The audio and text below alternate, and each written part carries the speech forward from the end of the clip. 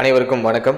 மீண்டும் ஒரு புதிய பதிவில் உங்களை சந்திப்பதில் மிக்க மகிழ்ச்சி. இன்றைய பதிவில் லக்ன வாரியான சிறப்பு பலன்களை நம்ம டீடெயிலா கிளியரா பார்க்கலாம். அதாவது 12 லக்னம் இருக்கு. ஒரு லக்னத்துக்கும் ஒரு மாதிரியான சிறப்பு தன்மைகள் உண்டு. அதன் அடிப்படையில நாம பிறந்திருக்கக்கூடிய லக்னத்துக்கு என்னென்ன சிறப்பு தன்மைகள் இருக்கு, நம்ம லக்னப்படி எந்த திசைகள் நமக்கு யோக திசையா இருக்கும், லக்னப்படி நம்மளுடைய குணம் என்னவாக இருக்கும், லக்னத்தை வச்சு நம்ம எதெல்லாம் ஐடென்டிஃபை பண்ணுவோம் அப்படிங்கிற ஒரு முழுமையான விளக்கத்தை இந்த பதிவுல நான் கம்ப்ளீட்டா கொடுத்திருக்கேன். பதிவை முழுமையா பார்த்துட்டு உங்களோட ஃபீட்பேக், உங்களுடைய கருத்துக்கள் என்ன அப்படிங்கறத மறக்காம கமெண்ட் செக்ஷன்ல சொல்லுங்க. மேலும் பதிவை ஸ்டார்ட் பண்றதுக்கு முன்னாடி நம்ம சேனலை சப்ஸ்கிரைப் பண்ணாதவங்களா இருக்கீங்கன்னா மறக்காம சப்ஸ்கிரைப் பண்ணிக்கோங்க. அப்படியே பக்கத்தில் இருக்க பெல் சிம்பிளை கிளிக் பண்ணிக்கோங்க. அப்பதான் நாங்க போற இது போல பயனுள்ள பதிவுகள் உங்களுக்கு உடனுக்குடனே நோட்டிபிகேஷனாக கிடைக்கும்.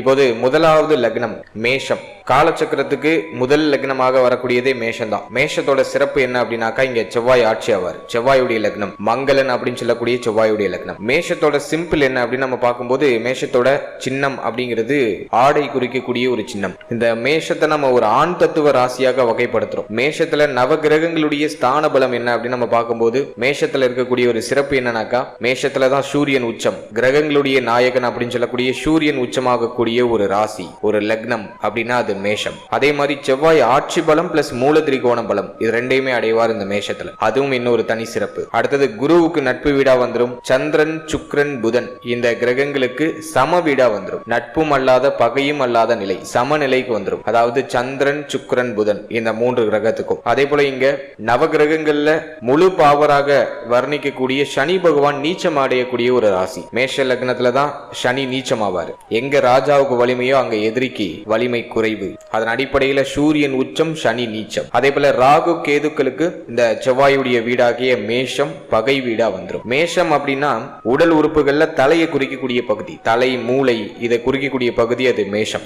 இந்த மேஷத்தை ஒரு சரதத்துவ ராசியா நம்ம பார்க்கிறோம். நகரும் தன்மை கொண்ட ஒரு ராசி, நகரும் தன்மை கொண்ட ஒரு லக்னம் அப்படின்னா அது மேஷம். அடுத்தது மேஷத்துடைய திசை எது அப்படின்னு பார்த்தோம்னா கிழக்கு திசையை குறிக்கக்கூடியது. சூரியன் அங்க உச்சம், சூரியன் உதிப்பதோ கிழக்கு. எனவே அது ரெண்டையும் நம்ம கனெக்ட் பண்ணி பார்த்தோம்னாக்கா, மேஷத்திற்கு உகந்த திசை, மேஷ லக்னத்துக்கு உகந்த திசை அப்படின்னா அது கிழக்கு. இது ஒரு நாற்கால் ராசி அப்படின்னு சொல்லுவாங்க. 4 கால்களை உடைய ஒரு ராசி அப்படின்னு சொல்லுவாங்க. மேஷத்துடைய நிறம் செவ்வாயினாலே சிகப்பு அப்படின்னு வந்துடும். சிகப்பு நிறத்தை உடைய ஒரு ராசி, உகந்த நிறம்னா அது சிகப்பு. இந்த மேஷ லக்னக்காரர்களுக்கு இரவு நேரத்துல பார்த்தோம்னா வலிமை அதிகம். இரவு காலத்தை குறிக்கக்கூடியது மேஷம். அதே மாதிரி ஒரு நெருப்பு தத்துவ ராசி.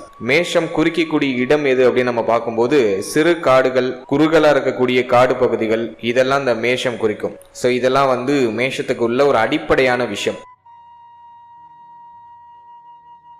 இப்போ நீங்க மேஷ லக்னத்துல பிறந்திருக்கீங்க, உங்களோட குணம் என்னவா இருக்கும் அப்படின்னு நம்ம ரிசர்ச் பண்ணி பார்க்கும்போது, மேஷம் அப்படின்னா ஒரு சரதத்துவ ஒரு லக்னம் அப்படின்னு நம்ம சொல்லியாச்சு, சரதத்துவ ராசி அப்படின்னு சொல்லியாச்சு. இந்த மேஷம் தலையை குறிக்கக்கூடிய ஒரு ஸ்தானமாக விளங்குறதுனால இந்த மேஷ லக்னத்துல பிறந்தவர்கள் நல்ல நிறமுடையவர்களா இருப்பாங்க. பார்க்கறதுக்கு ஒரு அட்ராக்டிவான ஒரு பர்சன், பார்க்கறதுக்கு ஒரு அட்ராக்டிவான ஒரு நிறத்துல இருப்பாங்க. மெலிந்த தேகம், சரீரம் உடையவர்களாக இருப்பாங்க. மற்றவர்களால விரும்பப்படக்கூடியவர்களாக இருப்பாங்க. மேஷத்துல சூரியன் உச்சம் அப்படிங்கிற தலைமை பொறுப்பு நிறைந்தவர்களாக இருப்பாங்க. இவர்களை நம்பி எந்த ஒரு பொறுப்பையும் ஒப்படைக்கலாம். கண்ணும் கருத்துமா இருந்து அதை செய்து முடிக்கக்கூடியவர்களா இருப்பாங்க. தனக்கு கொடுக்கப்பட்டிருக்க வேலையை சரிவர செய்து முடிக்கக்கூடியவர்கள். செவ்வாய் இங்கே ஆட்சி அப்படிங்கிறதுனால, செவ்வாயுடைய லக்னம் அப்படிங்கிறதுனால சற்று விவேக குணம் இருக்கும், சற்று அவசர குணம் இருக்கும், சற்று கோபப்படக்கூடிய அந்த மனநிலை இருக்கும். அதாவது முன்கோபம் இவர்கள்ட்ட கொஞ்சம் அதிகமா வெளிப்படும். லக்னத்திலேயே செவ்வாய் இருந்தாங்கன்னாக்க கடுமையான கோபக்காரரா இருப்பாங்க. பொதுவா மேஷ லக்னத்துல பிறந்தவர்கள் சற்று முன்கோபம் உடையவர்களாக இருப்பாங்க. எதையும் சாதிக்கும் ஆற்றல் படைத்தவர்கள். இவங்க ஒரு டைரக்ஷனை சூஸ் பண்ணிட்டாங்கன்னா அதுல எப்படியாச்சும் போராடி வெற்றி அடைஞ்சிருவாங்க. லக்னாதிபதியே அஷ்டமாதிபதியாகவும் வராரு. எனவே எந்த ஒரு விஷயத்தையும் ஒன்றுக்கு மேற்பட்ட முறை செய்யும் பொழுது உங்களுக்கு வெற்றி உறுதியா கிடைக்குது. எதிலையும் போராடி வெற்றி அடையக்கூடிய அந்த ஒரு மனோபக்குவம், மனோநிலை படைத்தவர்களாக இருப்பாங்க. கடுமையான உழைப்பாளி, உழைப்பை மட்டுமே நம்பக்கூடியவர்கள்.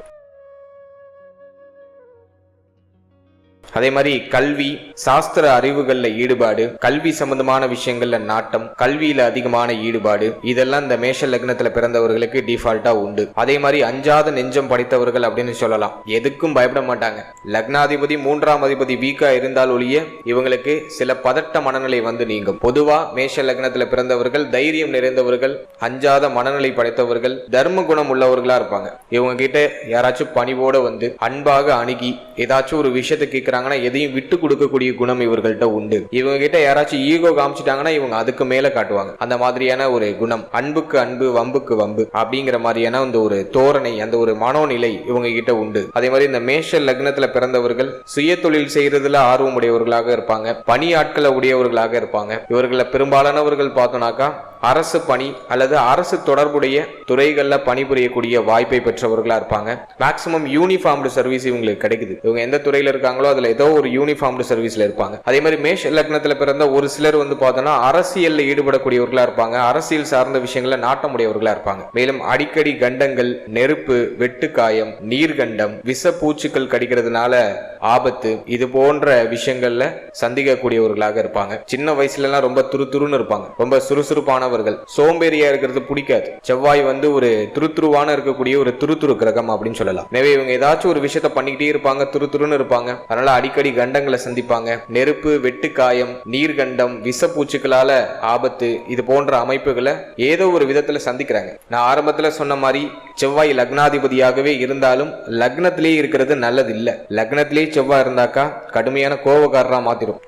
எதற்கெடுத்தாலும் ஆவேசப்படக்கூடிய அந்த ஒரு குணத்தை கொடுத்துரும். அதை சுபகிரகங்கள் பார்த்தா அந்த கோபம் மறைக்கப்பட்டு இருக்கும், வெளிப்படையா இருக்காது. உள்ளுக்குள்ள நெருப்பு எரிஞ்சுக்கிட்டு இருக்கும். அதாவது கனிந்த நெருப்பு அப்படின்னு சொல்லுவோம். உள்ளுக்குள்ள நெருப்பு இருக்கும், ஆனா வெளியில பார்க்கும்போது நெருப்பு இல்லாத மாதிரி இருக்கும். அதுதான் சுபகிரகத்துடைய பார்வை அந்த செவ்வாய் மேல படும்போது அது கட்டுப்படுத்தும். பொதுவா லக்னத்துல செவ்வாய் இருக்கக்கூடாது, அப்படி இருந்தா அது கெடுதல். 8ஆம் அதிபதியாக லக்னத்துல இருக்கிறதுனால செவ்வாய் கடுமையான உழைப்பை கொடுக்கும், முயற்சி தடையை கொடுக்கும், சோம்பேறி குணத்தை கொடுக்கும், கோப குணத்தை கொடுக்கும். ஆனா லக்னத்திலே செவ்வாய் இருந்தா ஆயுள் பலம், தீர்க்கம், நல்ல ஆயுள் உண்டு, பரிபூர்ணமான ஆயுளை கொடுத்துரும். அது மட்டும்தான் அதுல ஒரு சிறப்பு. அதே போல செவ்வாய் பார்த்தோம்னா லக்னத்திற்கு 4, 7, 10, 5, 9 இந்த ஸ்தானங்கள்ல இருக்கிறது ரொம்ப நல்லது. இந்த ஸ்தானங்கள்ல இருந்தா ஆயுள் பலம் சிறப்பாக இருக்கும். அதே மாதிரி லக்னத்திலேயோ அல்லது லக்னத்தையோ குரு அல்லது சூரியன் பார்க்கிறது, அல்லது குரு சூரியன் இணைவு பெற்று லக்னத்திலேயோ அல்லது லக்னத்துக்கு 7ஆம் இடத்துல அமர்ந்து லக்னத்தையே பார்க்கிறதோ ஒரு சிறப்பான அமைப்பாக இருக்கும். ஒரு நல்ல யோகத்தை கொடுக்கக்கூடிய அமைப்பாக இருக்கும். செவ்வாய் சனி இணையவே கூடாது. செவ்வாய் சனி இணைந்தா கீழ்த்தளமான எண்ணங்களை கொடுத்துரும். அதே போல பெண்கள் மேல கடுமையான ஈர்ப்பு கொடுத்துரும். அதே போல முக்கியமா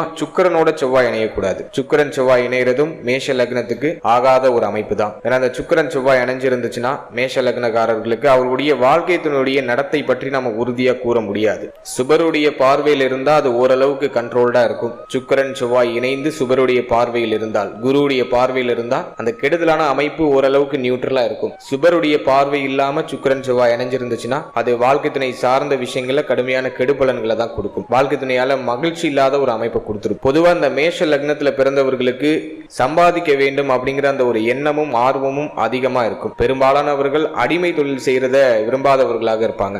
யாருக்கு கீழேயும் பணி புரியுறது அப்படிங்கறதே இவங்களுக்கு பிடிக்காது. சுய ஜாதகத்துல சனியுடைய நிலையையும் சூரியனுடைய நிலையையும் பொறுத்து இவங்களுடைய தொழில் அமைப்பு, அதே போல உத்தியோகம் சார்ந்த விஷயங்கள்ல உயர் பதவி கிடைக்குமா கிடைக்காதா, இது போன்ற அமைப்புகளை நம்ம உறுதிப்படுத்தணும். சூரியன் சனியுடைய நிலையை பொறுத்து தான் இவங்களுக்கு தொழில் அமைப்பும் அமையக்கூடிய ஒரு அமைப்பு உண்டு. அதே மாதிரி சரராசிக்கு பொதுவா 11ஆம் இடம் பாதகஸ்தானம். சனி இவருக்கு பாதகாதிபதியா வந்துருவாரு. எனவே இந்த மேஷ லக்னத்துல பிறந்தவர்களுக்கு இந்த சகோதர சகோதரிகளுடைய அந்த உறவு நிலை அப்படிங்கிறது சிறப்பா அமைகிறது ஒரு அபூர்வமான ஒரு அமைப்பா இருக்கும். ஏன்னா 11ஆம் அதிபதி சூட்சம வலு அடைகிற பட்சத்துல மட்டும்தான் அந்த உறவு நிலை சிறப்பா இருக்கும். பெரும்பாலும் மேஷ லக்னக்காரர்களுக்கு சகோதர சகோதரிகள் சார்ந்த அந்த அமைப்புகள் அப்படிங்கிறது கொஞ்சம் கெடுதலான அமைப்பை தான் கொடுக்குது. ஏன்னா 11ஆம் இடம் பாதகஸ்தானமா வந்துடுது. அதே மாதிரி இந்த மேஷ லக்னம் அப்படிங்கிறது ஒரு நெருப்பு தத்துவ ராசி. எனவே ஏதாச்சும் ஒரு வேலையை செய்து கொண்டே இருக்க வேண்டும் அப்படின்னு நினைக்கக்கூடியவர்களாக இருப்பாங்க. இதெல்லாம் இந்த மேஷ லக்னத்துல பிறந்த ஒரு பொது பலனா நம்ம பார்க்கிறோம்.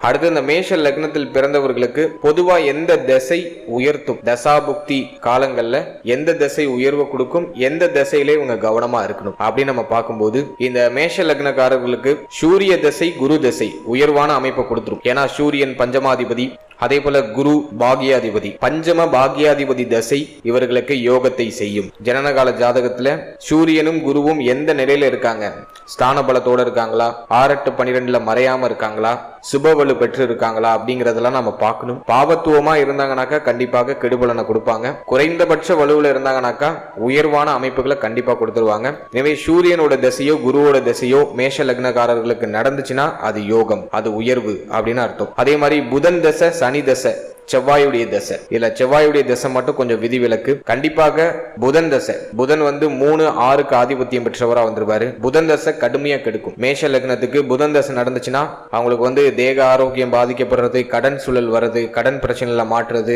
எதிரிகளுடைய தொந்தரவு வருது, அவமானம், கெட்ட பேரு, விபத்து, வம்பு வழக்கு, கோர்ட்டு கேஸ்னு அலையிறது, இது போன்ற அமைப்புகளை புதன் தசை மேஷ லக்னக்காரர்களுக்கு கொடுத்துருது. அதே போல சனி தசையை பொறுத்த வரைக்கும் 10-11க்கு அதிபதியாக வந்தாலும் அந்த சனி பகவான் பாதகாதிபதி எந்த ஸ்தானத்தில் அமர்றாரோ அந்த ஸ்தானத்தை கெடுத்து ஒரு மாதிரி மன உளைச்சலை கொடுத்து ஒரு நல்ல மாற்றத்தையும் கூடவே சேர்த்து கொடுப்பார். இருப்பினும் பாதகாதிபதி தசை, சனியுடைய தசை கெடுதல் தான் செவ்வாய்க்கும் சனிக்கும் பகை உணர்வு இயற்கையாகவே உண்டு. எனவே மேஷ லக்னத்துக்கு சனியும் நல்ல பலன்களை பெருமளவு கொடுக்க மாட்டார். அடுத்து செவ்வாய் தசையை நம்ம பார்க்கும்போது ஓரளவுக்கு பரவாயில்ல, 50-50. 8ஆம் இடத்துக்கு சஷ்டாஷ்டக நிலையை அடைஞ்சிட்டாருன்னா பிரச்சனை இல்லை. அதாவது 8க்கு 6ஆம் இடத்திலேயே 8க்கு 8ஆம் இடத்திலேயே 8க்கு 12ஆம் இடத்திலேயே மறைஞ்சிட்டாருன்னா 8ஆம் ஆதிபத்தியத்தை பெருமளவு செய்ய மாட்டாரு. லக்னாதிபதியாக தான் பெருமளவு செயல்படுவார். அதுவே 8ஆம் இடத்துக்கு மறையாம அமைகிற பட்சத்துல லக்னாதிபதியாக ஒரு 50%, அஷ்டமாதிபதியாக 50% கொடுத்து கெடுக்கக்கூடிய ஒரு அமைப்பை செய்வார் செவ்வாய்.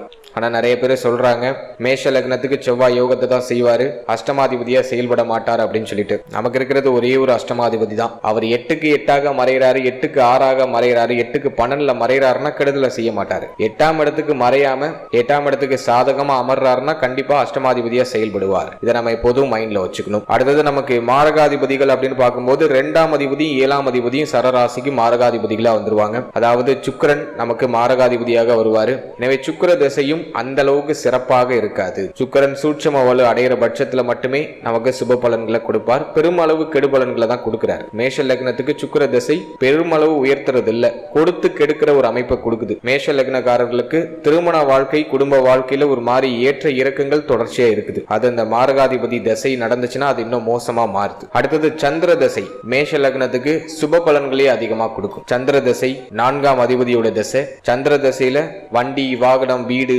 நினைக்கக்கூடிய விஷயங்கள், தாயுடைய ஆதரவு, தாய் வழி ஆதரவு, இதெல்லாம் அற்புதமாக கிடைக்கும். பொதுவாகவே மேஷ லக்னக்காரர்களுக்கு தாய் மேல அதிக பற்று இருக்கும், தாயுடைய ஆதரவு அதிகமா கிடைக்கும். அம்மா புள்ள அப்படின்னு சொல்லிடலாம் இவங்கள, அந்த மாதிரியான ஒரு அமைப்பு. எனவே மேஷ லக்னத்துக்கு சுப தசை அப்படின்னாக்கா அது ஃபர்ஸ்ட் சூரிய தசை, அடுத்தது குரு தசை, அதனை தொடர்ந்து பார்க்கும்போது சந்திர தசை, இதெல்லாம் சுப பலன்களை தரக்கூடிய தசையாக வரும். விதி விலக்குகளின் அடிப்படையில் செவ்வாய் தசை நன்மையும் கெடுதலையும் கலந்து கொடுக்கும். மேஷ லக்னத்துக்கு வரக்கூடாத தசை எதுனாக்கா அது புதன் தசை. புதன் 3-6க்கு ஆதிபத்தியம் பெற்றவராக வந்துருவாரு. எனவே அது கடுமையான கெடுபலனை கொடுக்கக்கூடிய ஒரு அமைப்புக்கு வந்துடும். புதன் தசை வந்துச்சுன்னா மேஷ லக்னக்காரர்களுக்கு கடுமையான கெடுபலன்கள் நடக்கும். அது சுப பலனை கொடுக்கணும்னாக்கா அது விதி விலக்குகளின் அடிப்படையில சூட்சம வலு அடைகிற பட்சத்துல குறைந்தபட்ச சுப பலனை கொடுக்கும், ஆனா பெருமளவு கெடுக்கும். அதே போல 2-7க்கு அதிபதியாகிய சுக்கிர தசையும் பெருமளவு சுப பலன்களை கொடுக்கறது இல்ல, அதுவும் கொடுத்து கெடுக்கிற அமைப்பை செய்யுது. சனி தசையும் மேஷ லக்னத்துக்கு பெருமளவு சுப பலன்களை கொடுக்கறது இல்ல, ஒரு போராட்டமான வாழ்க்கையை நடத்தக்கூடிய ஒரு சூழ்நிலைகளை கொடுக்குது. சோ உங்களுக்கு என்ன தசை நடக்குது, நீங்க மேஷ லக்னமா இருக்கீங்கன்னா என்ன தசை நடக்குது, அது உங்களுக்கு ஃபேவரா இருக்கா இல்லையா அப்படிங்கறத கமெண்ட் செக்ஷன்ல சொல்லுங்க. சோ அந்த தசா புக்தி விளக்கம் ஒரு ஜென்ரலா உங்களுக்கு ஒரு ப்ரிப்பேர் பண்ணி நான் கொடுத்துருக்கேன். இதுல சொல்லியிருக்க பலன்கள் எல்லாமே ஒரு பொதுவான பலன்கள், ஒரு ஜெனரல் காம்பினேஷன் ப்ரிப்பேர் பண்ணி கொடுத்துருக்கேன். இது உங்களுக்கு எவ்வளவு பர்சன்டேஜ் பொருந்தி வந்திருக்கு, உங்களுக்கு ஒத்து போகுதா அப்படிங்கறத மறக்காம கமெண்ட் செக்ஷன்ல சொல்லுங்க. நம்ம அடுத்தடுத்த பதிவுகள்ல மேஷ லக்னம் பற்றிய இன்னும் தெளிவான விளக்கங்களை விதி விலக்குகளின் அடிப்படையில் நம்ம கிளியரா பார்க்கலாம். இப்ப நான் ஒரு ஜெனரலா ஒரு ப்ரிப்பேர் பண்ணி உங்களுக்கு ஒரு ஜெனரல் ப்ரெடிக்ஷனா இந்த லக்ன வாரியான பலன்களை கொடுத்துருக்கேன். உங்களுக்கு பொருந்தி போதா அப்படிங்கறத மறக்காம கமெண்ட் செக்ஷன்ல சொல்லுங்க, உங்களுடைய ஃபீட்பேக் கொடுங்க.